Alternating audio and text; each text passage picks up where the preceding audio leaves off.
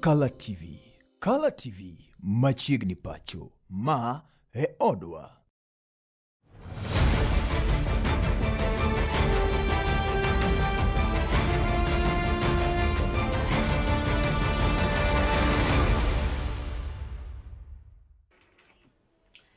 Ora kamano agiro kanyo ni rio makare kamoro moro ma intiere en odiochieng' machielo ma bende Nyasaye omiyowa mar chopo wang' jowi mari mar Color TV kendo twak kodi mana kokalo chenro ni mar Chuny Wach matimore kochakore chieng' wuok tich nyaka tich abich mano chakre saa 5 mar Facebook ilimo wakanyo Facebook Color TV live bende nyalo yudo wakanyo e mbui no mar YouTube mano Color TV nyalo yudo wakanyo X kata Twitter mano Color TV kachielo kod kamano mar TikTok Color TV mondo mi watudre kodi achiel kachiel gi sani to nyalo chwalo na ote mari machuok e mbui marwa mar Facebook Color TV live kamoro mora ma intiere ang'na som otego e seche ma biro kanyo en kanyo saa 5 wang'e mar okinyi kendo wadhi nyime gi chenro ni nyaka rom kanyo saa 6 mar odiochieng' an kai gi wendo kaka pile kawuono bende an kai gi wendo ma wadhi twak godo e weche go eko mag ngima kendo wadhi twak godo e weche go eko mag siasa wadhi twak godo e weche go mopogore opogore mamuli in kaka japiny wendo mara ma kawuono gi nyinge luongo ni Ricky Muga. Ricky Muga en achiel kuom jogo ma bende koro to tiyo matek malich mokalo mar neno ni kaka japiny ibedo defended in kaka japiny rights magi ni machalo nade bende en achiel kuom jogo ma koro to dhi chung' e laro komno mar MCA ma Kobura Ward mano Kobura Ward ma yudore Nyando sub county e county ni ma Kisumu miyo kama moro ma intiere jo Kobura Ward Uganda e county ni ma Kisumu en thuolo makawo mondo mi arwaku kanyo ni machiegni uru mondo mi wabedi e chenro ni mar Chuny Wach kachiel alo kawo thuolo ni mondo mi arwak wendo na odiochieng' ni ma kawuono mondo mi omosu ohulrenu kende en wuon kapok wachako twak marwa machiegni. Erokamano. Amor kenda kawo thuolo ni eki marwa kini machiegni wang' jowi mar Color TV odiochieng' ni ma kawuono. Erokamano ahinya Brenda. Yes, ami thuolo mondo mi maybe hulri ne jopiny wach ne gini to in ng'at machalo nade itimo ang'o momi chopo ka odiochieng' ni ma kawuono. Erokamano ne Color TV. Erokamano ne jowinjo wa duto te mawuok konde duto te mag Luo Nation. Oking'iyo ka vijende tiyudo mana ka vijende go mana dhogi oko kaeri kata kamano waneno change ka vijende sani wuok oko kendo oikore mar laro kombe mopogore opogore mar neno kanyo ni gin bende gibedo e telo. Adwa chako kanyo gi wach mar tuko kadi. IBC kata duol mochung' ne tayo yiero koro ka kewe pacho kaeri chako chenro mar neno ni oganda jopiny wuok oko mar ndikore kaka jogo ombulu. Kendo ma chenro madhi nyime kuom ndalo 30 mabiro kochakore odiochieng'no manyoro mano e Kenya mangima en gino miluongo ni mass voter registration nyiso ni oganda duto ma pacho kaeri ma pok ondikore kaka jogo ombulu koro tikwayo mondo mi owuog oko mondo mi ondikre kaka jogo ombulu e seche ma timore waneno ka rowere ochako chenro moro mar tuko kadi ok ang'e ni be in part of this tuko kadi thing. Yes. An achiel kuom rowere matayo wach mar tuko kadi e Kisumu County and by extension Kenya mangima. Yes. The spirit behind tuko kadi and it is time and a wickedness moro mar siasa mochier sani chier moro mar siasa modonjo kuom ojende nikech wafwenyo ni nitiere jogo kura. Yes. Nitie jomany kura. So youths da wuok e mesa mar jogo kura. Yes. To gibedo jomany kura. To ng'ama manyo kura na manyo telo. Ok wanyal yudo telo makare. Yes. Ka ok wawuok wan wawegi ma wajiwo jowa mondo many kura. Yes. Kodhi okaw kura. Mano phase 1 mar the campaign. So stage ni watimo a bit of sensitization ne rowere wetewa. Yes. Wapuonjo gi ber mar kawo kura and why exactly we need to take votes. Yes. Nikech may so rest in peace the enigma Jacob nowacho ni Raila Amolo Odinga. Yes. Nowacho ni kura kura en asere. En asere mari. En asere mari. Minyalo dhi godo e lweny. Idhi godo e lweny. And so that means ni ka wadhi e lweny mar siasa. Yes. The first thing manyaka ibed godo, tool mari manyaka ibed godo en kura. So watimo sensitization, what create awareness to the young people. And shockingly, Brenda, yes, and ni ok gin the young people kende mabiro kao votes. Yes. We've seen very old people biro kao kura, first time voters. Ngato godo is 50 years. To pok no kao first time voter. Yes. And so many other people when you are yodo base wa moko bende. People at 40s, people at 30s. Yes. First time voters at 18 when you are rada godo. Okay. So ena a campaign maber. Magoloji mondo dio kao kura. Onge kore. Yena mondo wach mano. Okay. Onge ni odagolo Ruto kata odwa keto ngato. Yes. And purely mobilization. Penjo moro chanda kairi. Waseneno ka youth osewuok oko mochako kata gimoro maber. Yani wanno movement moro kamar Gen Z okang'eni bende pod entie koso chopo kanye toke joma nwaparo ni wa the youth behind Gen Z okaluoro mar wacho ni one of them is Kasmuel Ure Kinya paro. Ne giduogo ma gidonje koro gin giwero mana this other side, but when samane gichako ne giwacho ni gin tribeless, gin politicalless, gin gionge ni political affiliation or affiliate gin political party and whatever. Now this one bende nyalo chako as a movement mar youth mar kao kura. Do you think ni politics ok nya donje iye ma chieng' morero koro politician more mo sponsor go yuti mrenare kasto uchore mana kamano? Mana kaka parties and other organizations have made mistakes. Yes. So the Gen Zs have also made mistakes, and the good part of it, and we've learned from our mistakes. Yes. And we are working this time objectively to ensure that you know, gimwadwaro chamo ndo chopi. Okay. Infiltrations maka siasa wakonyal run away from. Nikech by design, you know, civic education by design is political at the background. Yes. So the only thing our eyes must be at the ball. Okay. Okoda walk away from gimawatimo. Nyisoni kaka wacho ni one of the tukokadi members moso ama jotelo ma ni movement ni partly in Kisumu. Ncha neno ka it was on last week the tukokadi team in Kisumu no wuok oko kendo ne gichoko ji here in town ma gichomo godo nyaka Huduma Center mar neno ni ji otimora dero wero wuok oko mar ndikore kaka jogombulu. Maybe nyalo nyisowa matin what was the outcome, bende no yudo target manu target that day, because I was told you are targeting more than 1,000 people on that day. Maybe kaini kidata Martin, can you just brief us? How was it? Pokwadok probably to inquire the datas ma ne wa achieve that day, but for sure I can tell you you then know work mangeny. Yeah, I saw there were so many people. Imagine what you call kura. Ni more man ni kacha mathin, but never understand ni chieng no ne clerks bedo trained. Okay. Yes, but biro mangeny. Biro mangeny ka kura that day. To kata gino process na pod mbele nyoro be wan kuro.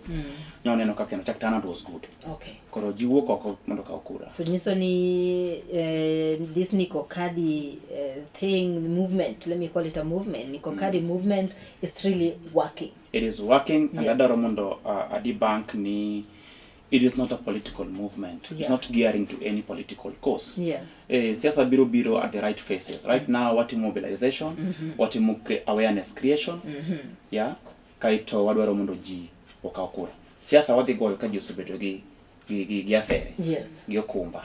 Okay. Yes. Data nyiso ni jo Kenya maromo 6 million. Duol mar IBC is targeting 6 million Kenyans. Mondo mi uwogoko ka odikre kaka jogombulu. Mago people who are eligible to poko ndikore. And currently 5 million of these people, of this number, gin Gen Zs. Maybe wegi Gen Zs wachnegi gimoro Gen Zs mapoko uwoko ndikore kaka jogombulu. Wachnegi one word. Ne rowere wetega sani madhika ombulu. Mondo kik wayuak telo marach kiny, mondo kik bende wabed defiant mar governance, ni wan wabet e receiving end. Teko marwa en dhi kao ombulu. Sauti mari ok bi wuok koke kao ombulu. Omiyo Andri Kimuga Niko Kadi. Yes. Erokamano. Yes, kamano king'eni in ng'ama pok okawo ombulu oko kanyo. Wuga oko mondo mi ibed ni in bende in japiny. Adwa ni mondo mi wawuoye maybe youth in politics. Nikech aneno ka in achiel kuom rowere to kendo in jal ma bende koro dhi chung' kendo dhi dwaro komno ero mar Kobura Ward. Nyiso ni in achiel kuom rowere manie politics. Wach moro osebedo kachido ka to ahinya e kaunti ni ma Kisumu kaluwore mar wacho waseneno ka rowere itiyo godo marach gi josiasa e weche go mag politics. Jorowere itiyo godo marach, waseneno hooliganism in politics. Magi gin gik mitimo mana koda ka rowere. Rowere itiyo godo marach nyaka social media. They are the ones who are spreading propaganda social media. Kaluwore mar wacho nitiere josiasa moko wakawa iluongo gi ni bloggers. They are bloggers. Now they spread each and everything maginyalo spread e social media. Some of the things magiwacho gin weche go ma king'iyo moko gin adiera. Nyiso ni nitiere propaganda mathoth maluore e social media. Magi gin yore go, I'm just golo yore go eko ma itiyo godo gi rowere e weche go eko mag siasa. Jowere itiyo godo marach ma wanyalo wacho ni gima kelo maeri en maybe unemployment. I don't know whether it's really unemployed because I know some people yes, they are employed but they are still doing this. They are still being used badly by politicians. What can you say about this as a youth? What can you say about this hooliganism? Violence, mawasebiro kawaneno, even here in county Kisumu. We just buried someone. It was this year. That guy was killed in Kakamega during Edwin Sifuna's Linda Mwananchi. Yeah, it was just some weeks ago. Yes. Ingayo ni siasa wasedhi mawakaw ni siasa en gimolelo. And we say in politics is dirty. It doesn't have to be necessarily dirty. Yes. Individuals matugo siasa moko emolelo. And iwacho ni you don't take an invitation of a pig gidhaw kod e chuodho. Yes. So nitie jomoko mago siasa mar dak e chuodho, mar chilo. So the only way mar advancing the agenda, yes, and by radicalizing young people on social media, yes, and by local patch rowerewa mondo ne siasa kaka en gir gisigu, gimigoyo gisigu. So yena mondo appeal to the young people ma are bloggers gin joma beyo ahinya kendo gipropel siasa. Kawuono ok inyal go siasa kok idhi e virtual spaces. Exactly. And very soon tibro go probably 80% virtual spaces. Nikech ng'at mani 80 years kawuono won't be there in the next 10 years. Exactly. And the Gen Zs are taking over. Mangiso ni ibro go entirely on social media, I mean on virtual spaces. So adamana jiwo rowerewa ni kik ti kodo marach social media. Nyocha neno ka sirikal okelo nini chik moro manyien mar social media. Odhi mako jowa mang'eny. Yes. Nikech wawacho we speak a lot of rumors. Wawacho gik mar defamatory. Exactly. Just to make your candidate win. Inyalo keto ng'ati mondo o win kata ka kinyieno ng'ama chielo michilo. Kaloso weche mag gunship ma Kisumu. Adwa mondo jingi gini maber. Yes. Kawuono kitiyo gi agun mondo ikel opponent mari piny. Yes. Kiny samoro opponent mari onge to gun cha dhi dong'. Exactly.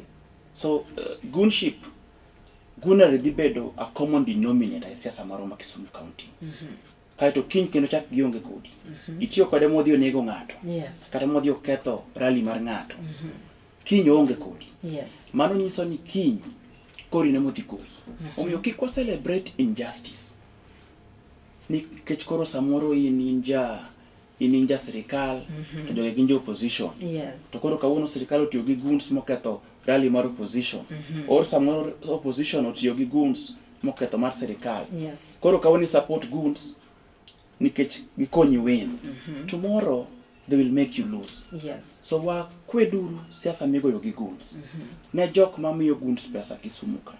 Kuonde ma girade ka gi discuss ka kidwa dhi keth rallies. Nanyo ne be ok migi pesa malich. Ok en pesa malich. En mia bich 1,000.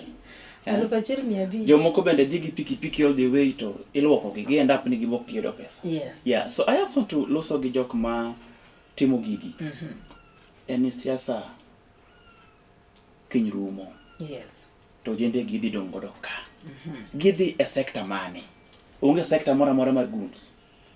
Yes. So they will be organized gang tomorrow. Nikech number one, is they succeed in mobilizing them. You've organized them. You give that space. Yes. Yes. Kendi se puonjogi ni kare nyalo dhi kamindi moro Kisumu ka un ji apar to duongo to gimiyo pesa. Yes. Yes. Isenyisogi ni kare inyalo bedo kanjo maonge law. Tichungo geche to miyi pesa. Yes. Can you see how they will do that? Gidhi dong ka gitimo gigo. Yes. An kata king'iyo kaka all the sect, you know, kaka Mungiki nolosore kana wapeso Kisumu kana dongo Kisumu ka Brenda. Yes. Ne waneno Baghdad. Gigi te ne biro post elections. Yes. Grube gi So ni loso gi ndalo pre-elections. Exactly. Because no oknya bedo ni ngato no seng'eyo ni 1 2 3 ne nyalo timore mondo mi no hik such kind of a group. Yes. So bana kaka sani bende josiasa tiyo gi goons giketo gi a group of 10 boys 20 boys moko ga piko ndo koro post elections to koro ok dhi mak simbe gi. Exactly. Ok dhi luong gi for these mobilizations. Either nikech ng'ama ne gi support cha chamo to tam mari koro tieko. So gin bende gidhi dong in the space. Yes. Nyaka gimany how to sustain their lives. Mane problem wan godo kiny. Yes. And then beyond politics. Iluongo ni mbogi. Iluongore ni mbogi. Gidhi goyo ji Kisumu kaendi bang' elections seriously. Wasemiyo gi teko sani. To mondo wakony gini en ni watimnegi uru right empowerment. Meaning sani gichalo joma are employed for 500 1000 Yes. Talk election, Yes. whoever was giving them this money is nowhere to be seen. The cut off kony. Because cut off kony, now they must sustain their lifestyle. Exactly. Nikech miya bicha nyo yudo to koti. Kara ko pes kama to nyo kotine. Yes. So the manyo kotine. Manyo kotine. Because osebedo cultured to believe ni kare nyalo yudo pesa. Kokitimo kokitiyo. Yes. They'll be blackmailing politicians. They'll be knocking doors mark politicians. Is this the reason why most of our politicians once news seketgi kata ko beto giringo magilal Nairobi makoro mi moinene dala ne tek. Jo giringa malal kendo giwacho ni jo most of them wacho ni this is according to maybe kind dala to samathis jo sepongo ne dala to jidwaro something kidogo and whatever.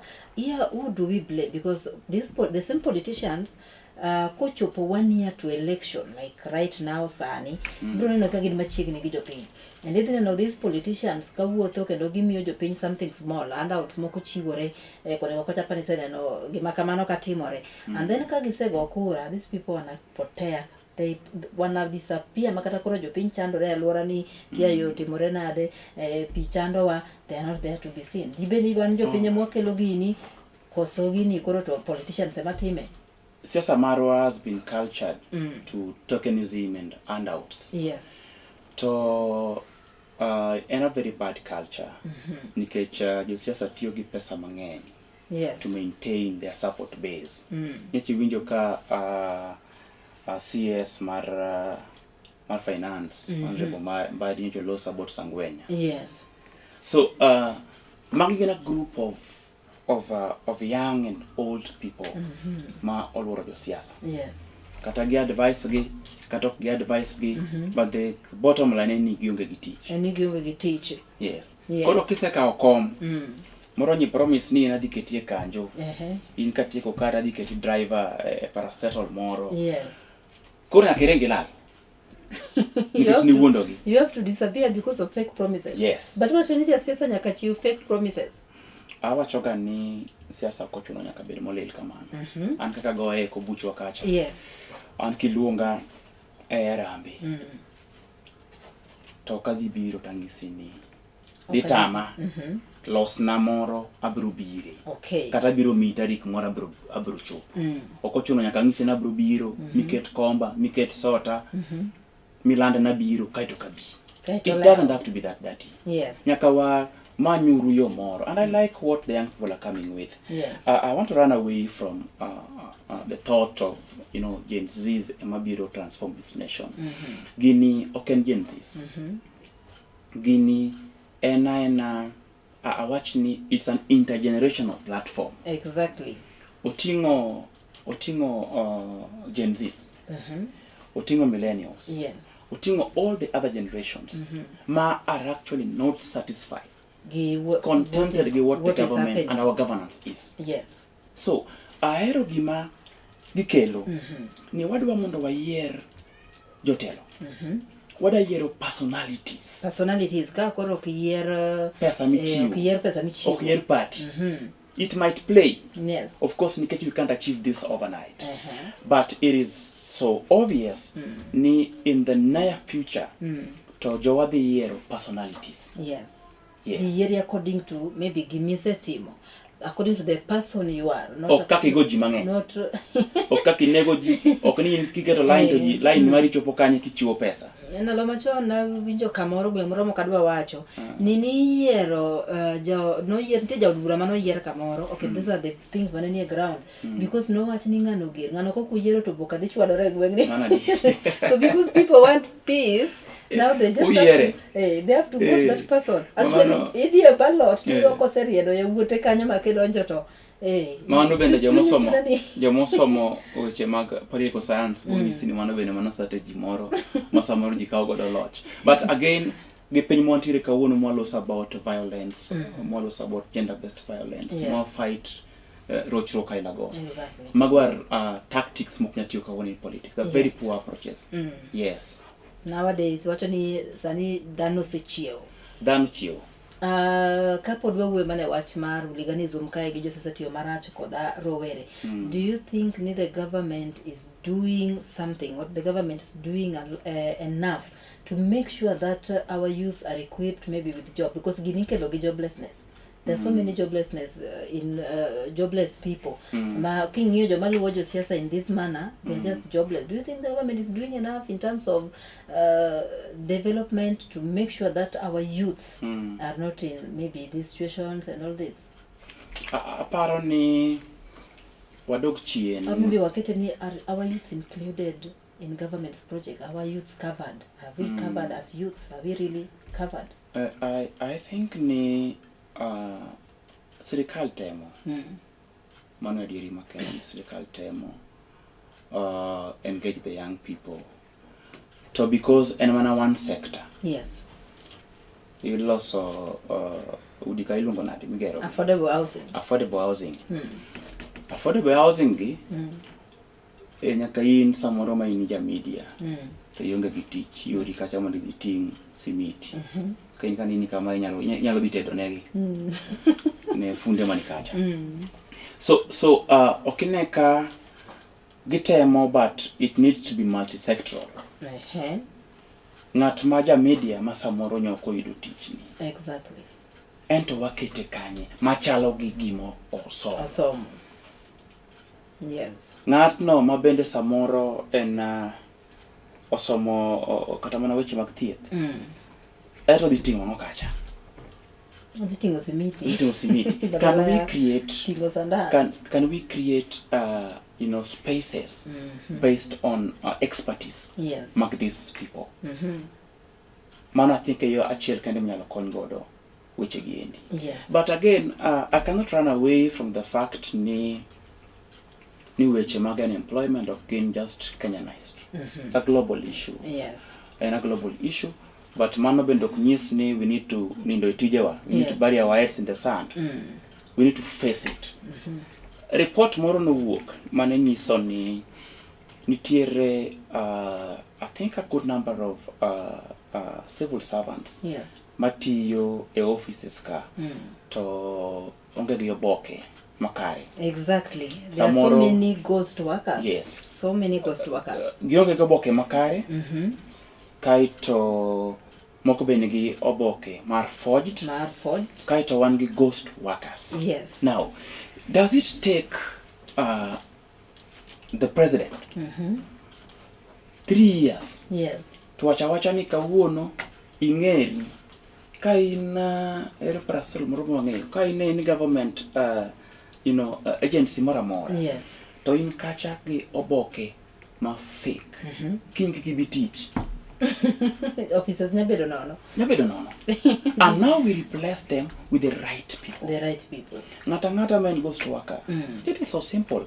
Can from the county level, let the governor just pronounce themselves, him or herself. Yes. Ni king and goes to work.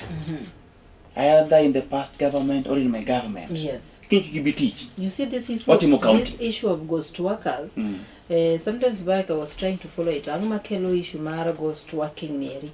Ginibiro kaluware ni some of these ghost workers are being used yorego komag mibadhi. Yes. Ibadhi ema iyudo ka samoro kelo gini. Kato gi this thing mangato wacho mana ni an joka ngane mano gona kura. An gweng makamano ko gona kura. Koro gweng ni ema kore dwa manya jo mindiki tich to the other gweng tido ka samoro kone ma samoro tinga ma is qualified for that job. Ada wacho ma in case ma was in the media and it was public. Yes. Ngato dwaro kom moro mar bunge o mabeika. And no the gweng. And no temo explain ne ji kako setiyo. Yes. And funnily enough, no luongo jok mosemiyo tich to kiwinjo gichala nyuolane. Exactly. Dongi nami tich ka. To chinga dongi nami tich ka. Nami tich ka. So you question yourself. Nito, who is the appointing authority? To then ngama screen gigi. Okwatamore ne nyalo tiyo gi nyaminu e kambi achiel. Yes. Mado kunya tiyo gi gweng achiel e kambi achiel mar sirikal. Nyaminu, nyathi owadu. Ori bende golo kocha. Ikelo ka. Mari bende. Timo supply same office. You see? Yes. So I think in magi gik moko ma are vices. Yes. Ma politics mago manyien. The revolutionary politics mo loseni must redefine them. Yes. Mondo bedgi a better society. Okay. A all inclusive society, away from nepotism, favoritism, tribalism. Mondo wayerji on merits. Maybe ka keli kore county ni Kisumu. Waneno kanyo ka governors buora kaluwore koda ka oboke manyoro. Ewacho kanyo ni governors odago ngimano eko mokalo. Even their salaries, how they spend. There's a lot of money might be believed to be county money. Maoketne gik ma maybe okochuno like nyiew curtain cost millions of shillings. Unano kanyo ka county masaya nitiere kanyo lungo ni air conditioner ma cost care I don't know how many million shillings. Catering alone in Noma Bay County is like 12 million. Magi some of the kaka governors obidoka spend. Yeah, in Kisumu, I'm glad to say that kaneno pokaneno nyinga governor nyonge wichengike magmibadhi and whatever. Do you think Kisumu County is doing well, being that you are from Kisumu? Kisumu County is fairly well, but again, that does not exclude Kisumu County from corruption. Yes. Nikech wanjo Kisumu County ka wang'eyo gik matimore in this county. Wang'eyo mibadhi matimore in this county. Yes. So that report, the auditor's report, does not exclude Kisumu County. Just nikech noko bido mention. But also we mentioned before. Exactly. You see. There's a time they also said that the governor refused to go to the Senate. Yes. So waduga diri ni mibadhi manie counties magwa. I want to be very local with this approach. Yes. Ni wangiuru ndalkana waya elections after we lost to His Excellency William Samoei Ruto. Yes. Nejo luo no cloud. Social media. Yes. They watch more than one Igbo. I don't know who the writer was. And got very good rationale and you know a good thought. Yes. Ni waneno rukajo Igbo. Waduguru wa chokore kaka oganda. Yes. Mondo wangiuru maendeleo marwa as a court. Maluo Nyanza. Yes. So you know I lost from that background. Yes. Ni governors ma Luo Nyanza to be specific. Yes. Kiny uonge offices go. To the level of radicalization ma we are coming with will still follow you even after you leave those offices. Yes. Will still question some reports. By virtue ni kawono ibete komno manyo interfere with that report. Yes. Interfere with execution of that report. One wabru biro after 5 years. After 5 after years. 10 years. We will still do a social audit. Okay. Ngata makawono ni office. Mar serikal. Can you bribe your way? You won't bribe us. To keep bribe, you want to bribe the next generations. Okay. So do what is right.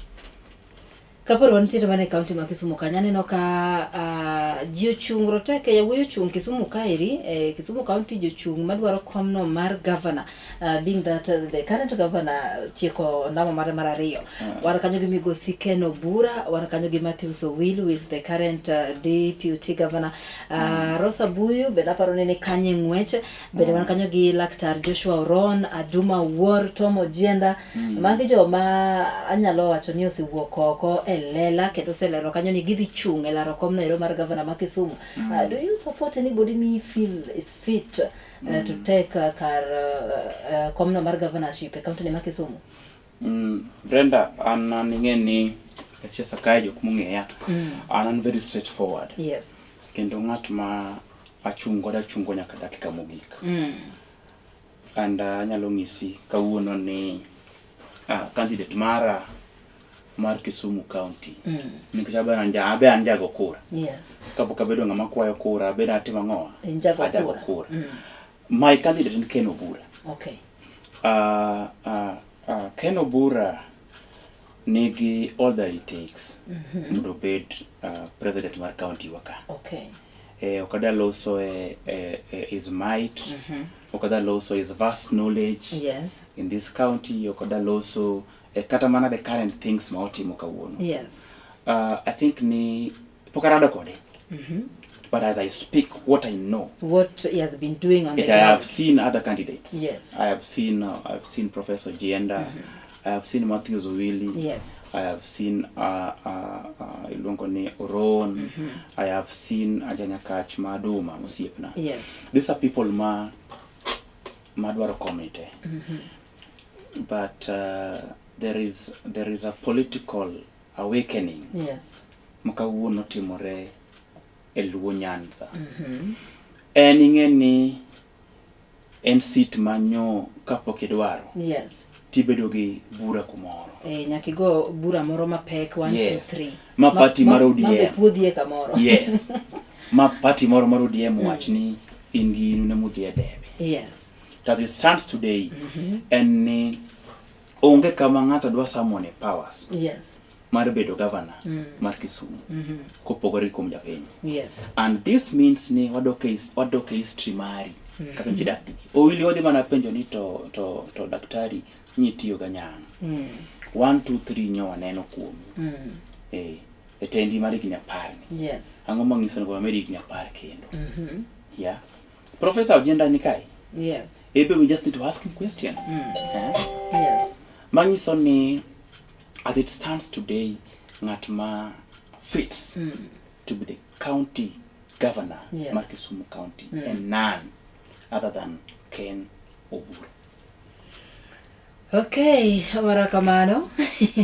Rogawado kuom miyowa pachi, mano pache, wacho kanyo ni en kod neno gino malong'o to ka Ken Obura moromo kanyo. Wadhi ka oyweyo mana matin, pod waduoga kanyo, janeno marwa kik dhi mabor, bende aduogo somo ote kanyo mari machuok kokalo kanyo mbi marwa mar Kala TV live, mana kokalo mbi marwa mar Facebook Kala TV live.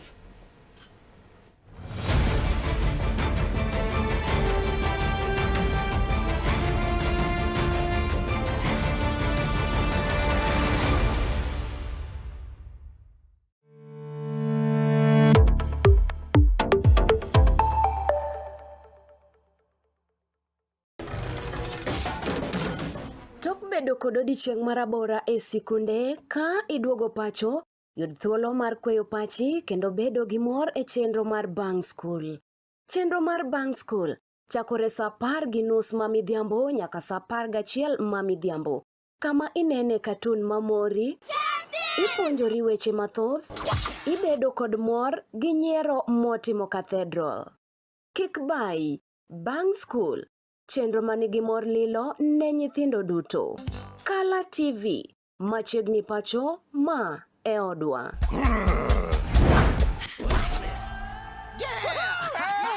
I've fallen and I can't get up.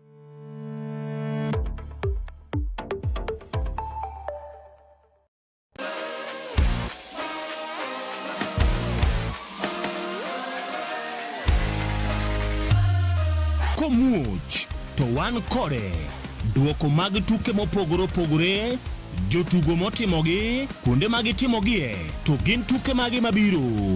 Mano emomiyo wan ka e chenro mar chal pewe. Tudri kodwa wuok tich nyaka tich abich saa 11 mar midhiambo nyaka saa 12 mar midhiambo. Kama wanyisi motimore e pewe duto mana e Kala TV.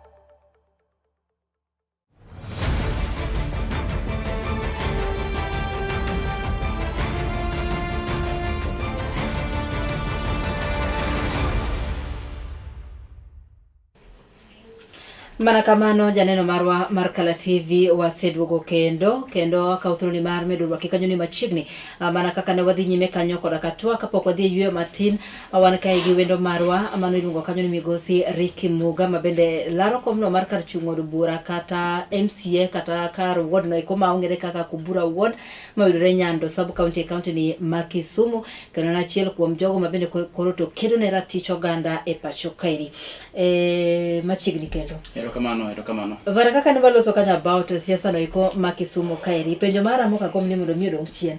Where do you think ni oganda ma Kisumu pachigi nitie sani wane jo broad based to bende waneno ka wane jolinda mwananchi huko ndipo ni linda mwananchi ino ka jopiny to wache nango kata mundu nyalo bedo ni ng'e ground kaka di maybe wanya ni jopiny tineno ka linda mwananchi koso jopiny ni broad based. Anana wuon komondi gi mara. Yes. Wan gi linda mwananchi. Linda ground. Yes. Analinda moyo. Analinda moyo nikech siasa lokore piyo. Ng'ama nyong'e ni Sifuna, ng'abedo mimi ndio Sifuna. Yes. Ndio Sifuna. You know, ng'ama nyong'e ni Enigma nyatiyo gi Ruto. Exactly. So adwa wacho ni adhi mose wechegi. But that does not exclude me from discussing social justice. Yes. It does not exclude me from discussing, the vices, mawa governance, kelo kawuono. Yes. That is why samoro achalo ng'ama nie linda mar Sifuna cha. Nikech ochalo ng'ama speak my voice as an human right defender. And ng'at ma was a keen, student mar Jakom. Yes. Kor Sifuna kata chalo na voice mar Jakom. Iparo na wach moro. Aneno kanyo ka achiel kuom jogo miwachone ni koda kama chiegni jo kanyo. You are confident it's someone minyalo wacho ne adiera mane chunyi. Mano is your confidence. Mar migosi Raila Amolo Odinga wacho kanyo ni migosi Raila Amolo Odinga was planning to exit the pinyo wacho the government. No dwa wuok e broad based and Sifuna was the exit plan. Mano nyabedo adieri nikech militancy discipline onge kama achiel kum soldiers magi. Yes. Kiwacho ni jodhi right. Tena wacho ni jodhi left. Jodhi left. To kendo wache mbeleni. To wache pile. Yes. To in bende wacho to giming'ise malich onge. Ndalo moko okoni Sifuna na wewe uka. Ndalo moko okoni Ndalo moko okoni Sifuna puonjili yeye Musa moro be diga Musa. It was so obvious ni kataka bede ni aid mar Jakom Dennis kod wakili. Yes. Riaso to wabenti mwana waneno. Okay. Jakom was so soft for Sifuna. Maybe that was an exit strategy. Okay. Okmono wacho ni jomoko bende ong'iso no kowoga sirikal. Nikech mbadi chako biro lima. Yes. San Jakom. Ango menyangiso badi ada uke sirikal. To chieme sirikal no. Okay, yangiso pia wanda the same thing. Yes. I could not tell Morocha Logonadi the MP ma manigi mama chama mat park. Okay. Ma lego songa. Yes. Joka ne gidonjo sirikal gi teko mang'eny. Kendo ineno ka gidonjo gicha gi mirima mang'eny. They are so emotional about supporting the government. Exactly. Kendo kawuono ng'ato ka James Orengo. Actually ng'ama nong'eyo ni John Mbadi nyalo support the government. And a shock. Sometimes ka play ga videos mage gik mano wacho teamwork. So mano omiyo aneno ni adhi mose wachni. But ok nyis ni I don't stand for social justice. Okay. Ok nyis ni gik ma jakom nopuonjowa. Respecting the rule of law. Yes. You know, giving freedom. Come and due. Yes. I'm not running away from that. I will stand gi mago. Okay, kaluwore koda ka sano ka saringo weyo wa matin. Iwacho ni idwaro chung kendo idwa bedo MCA kata jaod burano iko matin manoko bura ward. Ine midwa ni koro next year that is 2027 ichungne jo kubura ward. Gima wangewe ni the current MCA makubura ward bene ni kijana kaka ine. Maybe nyiswa ni to manifesto ni gin mage kata ngo gin michano ne jo kubura ward. Kamano ne joko bura mawinja. Asewuotho kodu yore mang'eny e kobura kanyo. Yes. Wasetimo gik mang'eny kodu e kobura kanyo kaka jokobura, kaka nyathiu ma jokobura modongo kobura. Okana foreign leader. Okawuok Nairobi. Okawuok Mombasa. Kobura kanye madonge. Yes. Manifesto, mbaka mar manifesto, and I believe ni en mbaka mingo ge jopiny. Yes. Obedo people-centered agendas. Ng'eny jochung' ang'e ni jachung' nyalo biro kama ng'isi gima datimo. Yes. To adieri makende en ni an my approach manifesto mara da bedo people-centered. Oda bedo gima bedo piny gi sectors manie kubura. E kubura wan gi jopur mag ochele, jopur mag nyanya, wan gi jopur nyaka mag bel, wan jopur mbalimbali nyaka cotton, pamba. E kobura wan gi nam, Nyamware beaches kacha nitiere some fishing activities madhi mbele kacha. That means ni mano is a potential hub ma fish industry. E kobura achiel ni bende wan gi jo ohala. So my manifesto en kaka wado value wadatimo value addition ne gik madhi mbele, economic activities madhi mbele. Yes, ang'eyo ni there is need to create jobs, but that is awachoga ni it's a fallacy en ni koro yiwacho gik malombo jopiny. But creation of jobs for the young people can mandate mar the MCA. Yes. And a question of policy, and a question of networking. Man kaka ngat ma ni a lot of NGO world. Yes. Nitiere networking mwanyalo timo to make sure ni jowa yudo tich achiel ariyo adek. But okonya bedo jite. Yes. So en gima okada wacho ni ada promise jopiny. But I don't make sure ni kabedo MCA to watimo a better networking ma will bring forth the young people. Exactly. Number one, not just job creations, but talent, skill and management obed center of my focus. Yes. Nikech kata koyud ni teach somebody pejo gani to ere gima en godo. So it starts from management, market talents. Yes. And about expanding kata mana nini magwa, educational centers magwa, facilities magwa, like skill based centers. Can we expand them? Kapo ni nitire shortage, can we just reinforce it? Exactly. Mondo nyithiwa odonj kundi mag tich. Weche mag pur, value addition en kizungu moro miwacho kijite kawuono.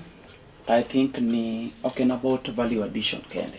There are so many other social things masamoro bende ketho pur matimore kobura. Exactly. We will sit down gi jowa at the right time and they will tell me ni mae matimo. Yes. So then we will reframe it to make our policies and our agendas. Yes. To bring sojawani mae modhi timo. I don't want to be scholarly because I would still sit here and tell you ni 1, 2, 3, 4 kizugu madongo mara unachievable, unattainable. Yes. kaito wacho ni magi agendas maga. I believe ni that should be the right approach. Bed gi japiny winji ywak mare. Anyalo bukore kawuono tatero ne ojende ka wash. Ni mano aluongo mo ni youth empowerment. Yes. To gionge interest mar ka wash. Emomiyo kikadho kanyo. Nakikongi bed kod gi piny. Yes. Iwinji gima gidwaro. Gima timore en ni ichiwo car wash machine kidhi Nairobi. Kaito kiduogo tiyudo ka gimoro moro chung. Gika ok Bez mani loso cha. Bez no muke. Kokoto mane gari chunga cha osechoki otimo gima because okitimo fact finding. Yes. Ngi gima jopiny dwaro. Yes. So I think ni mano is the right approach. Okay. Madha timone Kobura. Gimoro bende mayiena mondo awachi en ni jokobura penja ni to the young person. Yeah. Ma adwa golo ni. Miwacho no lal. En mbasna. Yes. Ang'o manyiso ni anto kadhi lal te bendo lal. Adwoko jokobura kama. Jokobura ng'ama notelo kanewa after the first MCA, the promulgation of 2010 constitution, nomiyowa ne wago dala kaka jokobura. Yes. Kobura ne wakao ng'ama miyo ema the first MCA marwa. Nikech onge kao kadhi luongo nyinge. Ng'at mar ariyo mane wayiero ne bende ng'at majaduong'. Yes. He was aged. Could be in his 50s. Yes. Kaito jokobura chako wuok kuom ng'ano to dhir ng'ama kijana. Mangiso ni jokobura joma riek. Joma riek. All the generations. Exactly. To gima bende en adieri en ni ne wagolo ng'ama miyo kata ng'ama nokwongo yieri. Kata ka nionge kobura. To ing'e reason why nogole. Exactly. Nokotiyo. Ng'ama ariyo bende ne wagolo nikech ang'o? Nokotiyo.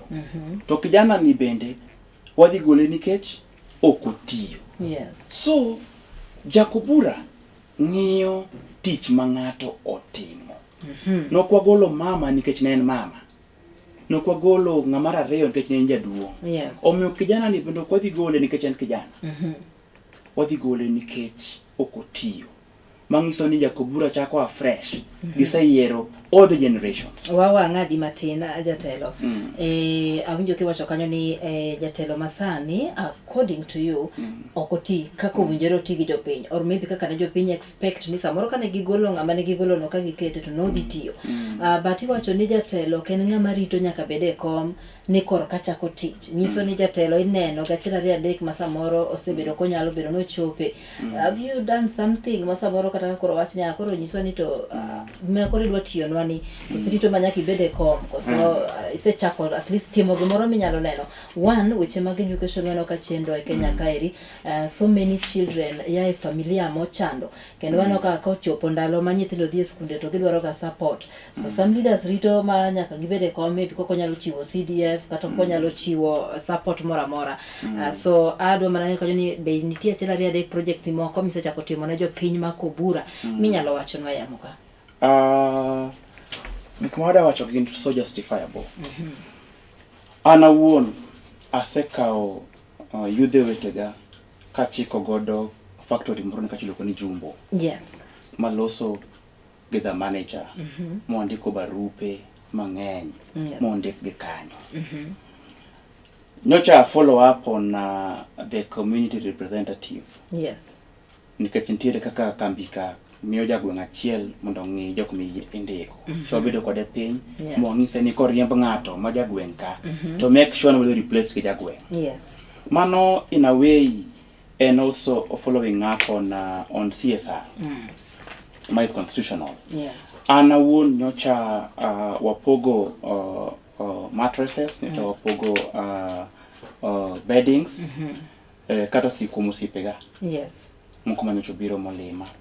Mangiso gi ni kich mattress kana nyalo kawo gi radhi auso gi. Exactly. Kata radhi aketo gi oda, tabiro gi mattress mang'eny. To na mwana migi na jopiny, joma no chando. Jomo chando. Asebedo katimo a lot of social activities e gweng'. Rambe adhi mag skunde, rambe adhi kata an gi makanisni sana pango oriede oda kacha ng'eny kabisa makanisni. So watiyo ne jopiny. To yiena mondo wach ni nitiere gik monyalo timo kaka joma dwaro. nitie gik moko wanyal timo. Mwanyalo timo kaka joma dwaro, kata an awuon kaka ng'ama dwaro abiro timo. Okay. To nitie moko anyal timo. Magin mandate mar the incumbent. Okay. Men gi budgets gi. Eto nyako timgi. Ang'eyo kanyo ni weche go eko mag koth ma sani koro to chwe, weche go mag oula kachilo koda ka koth ma sani koro to chwe ni eki is one of the things ma affect kata ma interfere gi oganda kuok e ward no eko ma Kobura. Ward ni kanyo nitie joma nini Kanyagwal en Kobura ward. Okay, no komar Kobura ward, but still in Nyando. So in your area, but it is joma koth to interfere God, and how did you people kaka leaders makanyo kata jotelo mabiro kanyo, how did you help those people? Because wange nitie joma koth osedaro mabendo dak mane kuonde moko utegi omukore and all that. Now, one duoka people based manifesto. Yes. Ni over time was a bit gi flood issues to waonge gi preparedness. Wan mana gi some kizungu moko medhomo mang'eny about early warning, early sign, move to raised areas. Yes. And ahero gima ne party leader wacho. Nyang'o miyo wa treat flood as an emergency. Well, it's not an emergency. Each and every year, we're treated as an emergency. Yes, and we have a lot of scholarly writings around floodings. To gigi timango. Yes. Implementations mageni kanye. Achiel kuom gigo ma is beyond me today. Any gombona, we must build a rescue center. Because flood osebedo part of us. Yes. We need a rescue center. Icho na mawacho manifesto na moro. So the rescue center. Yes. Nyako gere madhi kao ji mang'eny. And it must be built in prone areas. Yes. Kalela, dala wakacha lela, pibiro. We need one rescue center. Yes. Jirengo ga churches. Yeah. Churches are not built to suit a rescue center. Mangiso ni kate kanisa no. Bende samoro pi nyalo biro machakre. Exactly. Osetimore. So nyamware ka kabala kan tiere gweng moro ka ma ji orare te. Yes. Jidar nango. Jiwe gweng nango kadhi kama chielo. Sama jowuok koweyo floods, there's a lot of things. Jowe street chien. Jowe gimanyo riwo gi chien. Nyaka eyo mar kura. Jakuro wuok odhi kama chielo. So I think ni water and devolved function. Yes. And resources ka to gin mag national government. So there is a need mar the governments are real, national and the county government. Yes. Mondo okam to gitim winjruok moro. Ma resources gi otigo makare. Kawuono ji los about Korusoin Dam as a solution. Yes. Tada medo ni Korusoin Dam is so important. Okay. Mondo wakab godo flood dakika achiel. So we also need to have other small dams. Makonyowa floodings gi. Mangiso ni flood kotimo area A, to then wanyalo channel these waters to flow in one direction. E yao moro, e dam moro maduong'. Ineno. Nderni wa bende kaka idhi gergi. Yes. Ok mitimo sani cha. Nderni wa kigero nyaka wa consider ni we are a flood prone area. Exactly. So nderni wa nyaka bed raised. Nderni wa nyaka bed gi trenches bathe. Nikech ka kero mtaro cha. To gima dhi timore most likely any pi ka flood obiro to dhi luoko ndara. Okay. Aparo ni mana ka karafral kanyo wach manyalo mede kata manyalo jiwin kaka achiel kuom jotelo go mabiro en ma ok en something ma opoyo wa pile ka pile. Maybe unyalo go e dhogu, unyalo represent jopiny. Wang'eyo nini iluongo nango the government mamalo kaachiel koda county government onego beni time something, but jotelo gi samoro lal Nairobi gin pigno gimbe giwinja to pok gi experience that pi. So I think what you can do kaka jotelo, you can represent these people nikech unun gi upper hand maybe chope offices gi eki. So that is just a challenge for me kaka jotelo kaachiel koda ka jotelo mamoko. Aneno ka wadong' mana gi dakika machuok, but nitiere penjo moro malo na penji being that you are a human rights defender. Yes, a human rights defender. Como que no me penyi chane no kanyo kam iwacho ni jogo mane oyudore mane oyudo hinyruok achiel kod familia mag jogo ma osebedo ka wito ngimagi kinde ng'anyo mosebedo kibago e pacho kaeri. Ker ma pacho kae Laktar William Ruto, the president, nochiwo kanyo order mondo mi from 2017 jogo moseyudore e masira machalo koda kamagi from 2017 nyaka 2025 nitie omenda manoket piny 2 billion mondo mi omi joma kamagi, to magi duto nobiro bang' ka jo kanyo makelo ne ratich oganda kaka un kamano osebedo kago koko and all this gimoro chanda kaka japiny. Omenda gi wacho gi to kang'eyo ni bichiwo gi ket king'iyo data kata king'iyo nonro to nyiso ni gigi wacho gi awacha. Recently bende court kata doho e kaunti ma Kisumu nong'ado mondo mi ogol omenda maromo 38.6 million mondo mi chiw ne jogo mane oyudore kinde nyamano dogo manodong' gi hinyruok achiel kod ka jogo mane oyudo mane familia gi otho mane kinde ng'anyo mag Genesis ma 2023 in 2 counties. It was Kisumu County and Migori County. Un kaka jo human rights, do you people follow to make sure ni jogo yudo gigi moloyo kiwacho nwa jo piny to piny gima timore piny kaeri ni pesa gi maybe ok donji kata ok yud gi e yo mowinjore? Kamano Brenda, mano a very emotional bit mar our discussion nikech we are discussing lives ma were lost. We are equally discussing gima jakom otho okete 10-point agenda. Exactly. En gima lit ni en mbaka mosebet kichoro. Mine no lose nyithindgi, not for any cause but fighting for this nation. Not for any cause but nyithindo manowuok mondo kwed chik manikelo marach. Yes. Mano bende is in the right. Nyithindo manochokore achoka ma the right to assembly. No shoot bonde, no shoot mamoko no tho, moko no tinde jotur, moko kawuono nigi pains and gi kawuono. Yes. Nyithindo ma rowere manowuok right of assembly mane Article 37 ogolo right to picket and tero kwayo magu in the public offices. Jogi notho. Kaito wabedo promise ni ibiro chulgi. Gini osebet gi migoyo godo siasa. Tada wacho ni ka ok otime to dhi bedo gimon bende wadhi godo siasa. Nikech we the young people we are also coming on the ballot. Exactly. To the fallacy makawuono jok ma samoro ni offices gi kaka ne gichayo the first assembly mar Gen Zs and millennials. Kagi wacho ni maka gin nyithi jomoko modhi e ndara. Yes. Kaka neno kendo chak gichayo 2027. Ka wangiso gini we are organizing, we are mobilizing, we are coalescing for power. Exactly. Koro ka nitie ng'ama paro ni dwago siasa gi gini, koko timore to giikre ni obendo dhi kode siasa. To wadhi mobilize our young people around this discourse, these discussions. Mondo ging'e ni ngima and very important. Yes. Ngima en gima ok wanyal yiene wito kamano ero. Someone must be in to pay. Jogo mane ohinyore awinjo nitie tugo moro matugore. Wan kaka human rights defenders, wan gi kwaler. Exactly. And we are so integral. To gima riwowa gi sirikal. Yes. Ema koro lilo ga nyingo. Nikech brokers are everywhere. Yes. Nitiere nyaka nyinge. Nya neno some footage moro ka ng'ato wacho ni nohinyore to osemanyo kama otero nyinge to onge. Notero nyinge to gol nyinge. Ng'ane oketo nying joma nohinyore. You see, there are so many indicators and pointers to ng'ama nohinyore e post-elect. I mean Gen Z maandamanos. Yes.